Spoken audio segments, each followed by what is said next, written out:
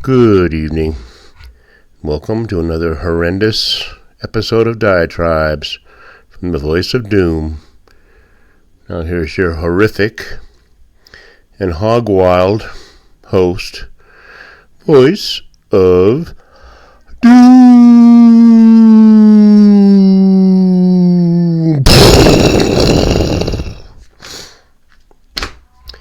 Hello. Alright, I'll apologize to the 2 fans I have in the world for not doing another diatribe in so long. I'm realizing that a week is going by or more before I do another diatribe, and I already said that I was going to cut them down because everything I've said has already come true, so there's not much more to say, but I still feel like once in a while I owe it to my small cadre of disciples who see my brilliance and realize that I have foretold the future. And as a certified doomologist, which I created the discipline and crowned myself a PhD in doomology, that we're doomed. Okay. Preamble. I didn't plan a damn thing. I just said I think I'll do a diatribe. But I'll talk about a few things. A lot is happening in my life. The microcosm is moving fast. I pulled the plug on everything, or pulled the trigger. Guy's going to buy my house. I've already set up the day. He's going to put a lot of money in my bank account, and he's going to pay off my mortgage and all my other huge bills. And I am going to go down and pay cash for an RV and live in it. And I'm either the most prescient person on earth that I would do such a thing, or I'm making a big mistake. But I'm going to have to change my lifestyle. And I'm basically, what do you call it on the ship? Scuttling, jettisoning many hundreds of dollars of bills that I will no longer pay every month. I mean, a huge amount of bills. And I'm hoping that I can have an interesting time of it. At the same time, I'm ambivalent. I know if I keep working, I can live really good because I'll have income and no outgo, except for maintaining this vehicle with water, keeping the battery charged, maintaining whatever sewer system it has, and propane for the stove and whatever other things I'm using, and gas, which will be probably $1,000 a month, unless I just hunker down somewhere. That depends. It could be very close to nothing, but it could be if I start driving around, yeah. That's going to be a big expense. But work is getting to the point where I've been there almost a year. Next week on my birthday will be my anniversary. And it seems like it went by fast. 12 months just flew by when I just was sitting there starting to learn how to do my job. And on the other hand, the 14 months going back to when I lost my last job because he closed seems like years ago. So even though it's a 2-month difference, the perception is different than of a job that I'm left versus a job that I got, a new one. You have to think about that, the perception of time. Sometimes it seems like it goes by fast, and sometimes it seems like it's dragging. That's Buddhistic. You got to really analyze that. But The point is I've been there a year. I'm getting to be more like my old asshole self. And I know it's not going to fly because I'm working with a bunch of Zers and millennials who everything has to be rosy and good. And it's like, wait a minute, man. Do you want to run a restaurant, or you just want to just party around and shoot the shit and hope somebody else does the work? And I'm starting to get mad because I know I work hard. And that's just the way it is. I've worked in so many places that have been chaotic, and you have to get through it, and you got to break a sweat. And I don't see that from these newfangled generations. I see talking on the phone all the time, having earbuds in your phone, and doing all kinds of things, getting away with murder, lovey-dovey in the corners over here, hanging out, and it's like, it's a restaurant. It shouldn't look like, chaos with dishes everywhere piled up because people come in and see it and they're like, this place may not be safe. And people don't think like that. It's like, do the minimum and make your tips and go home. So I'm getting a little miffed about that, and it's coming out a bit. I wanted to not have it happen, but I can't help myself. I'm 67. And these people know nothing, and they're idiots, and they're lazy. They don't know the first thing about working in a restaurant. They're making good money. So I'm getting miffed about that. But it's just weird because I'll go into the microcosm more because the global thing is, we'll get to that. I took a gig to work at a wedding, to bartend and play a little music, a little incidental music while the DJ's taking a break. And I was going to get paid a good amount of money that's almost like a week's wages at my other job for one day, for 4 hours. And I took the job, and then when I wanted to get the day off, I realized it was Mother's Day, which is a confluence of disaster, the likes of which cannot be described, because Mother's Day is the busiest day in any restaurant's year. Everybody takes their mothers out on Mother's Day. I hate the holiday. Whoever invented it, I hope they're suffering.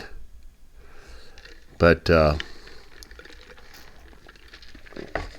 Mother's Day is going to be busy, and I had to make an ultimatum like, I need to work the day shift, and I'm going to work.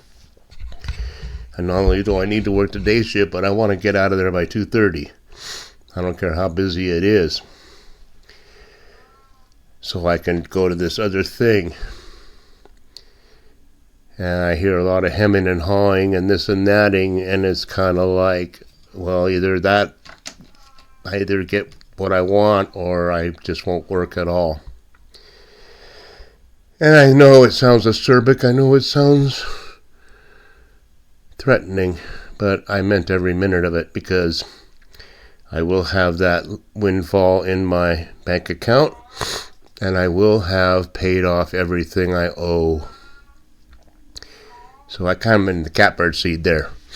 They can do what they want, because no matter what happens, I'm leaving at 2:30, because then I got to whip it down to Minden and set up for a bartending thing for a wedding. I don't know what the hell I'm doing, and set up my piano and everything else. So that's going to be interesting. I think they'll probably accommodate me because the managers love me, and they should love me, because I'm the hardest worker there. I know how to work in a restaurant, unlike other people who are been there for 50 years and they're jaded, or they're, millennials and Zers, useless. So that's my situation there, and I'm going to have a major change. By June 8th or so, I'll be driving around and I won't have a house, and I got to see how my lifestyle will be in a smaller area,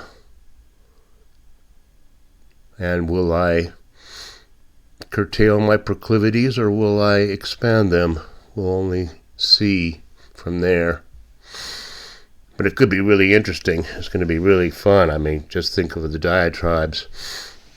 Oh, I'm over here in Arizona and in Bullhead City. Whatever. Who cares? Just interesting stuff. Okay, global. Get to the macrocosm real quick. Okay, I think Orwell would have been very confused at the recent events on the global stage over the last 4 or 5 days, because nobody knows what the hell's going on. And Orangey, say what you might about him, and he, if there's any strategy behind all this, he will be going down in world history, going back to the caveman as one of the greatest leaders of all time. If somehow after all this, Iran becomes a discotheque. But right now, he's claiming victory. Okay, I can't even say that. It's April 20th? Okay, like 2 days ago, he was claiming victory over everything, and they agreed to everything. Iran agrees to open up the strait, and they're going to give all the uranium to the United States, and they will never try to build a bomb again. Okay, that was 2 days ago. Then suddenly it's like Iran says, we didn't say anything like that. I don't know where he's getting all that. Now we know Iranians are all liars and will say anything. And we know Orangey will jump the gun and say things that have been accomplished that haven't been, because they're liars. I made a deal with this guy over here to sell my house for $250,000. And he moved into my house and he hasn't given me the money because he lied. So you made a great deal until you realized that the guy that you were dealing with was a liar. All right, so as of now, by tomorrow, Tuesday, it's today, well, it'll be today soon, supposedly this ceasefire agreement will end. And according to Orangey, and he better do it, because otherwise he's a taco, blow up everything in Iran. And just as an aside, we can leave that there.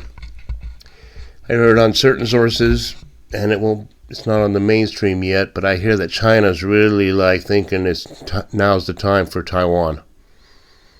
And they're sealing off the China Sea and doing all kinds of weird stuff. But I mean, maybe in a day or 2 or 3, there might be some mainstream news about, hey, China's invading Taiwan.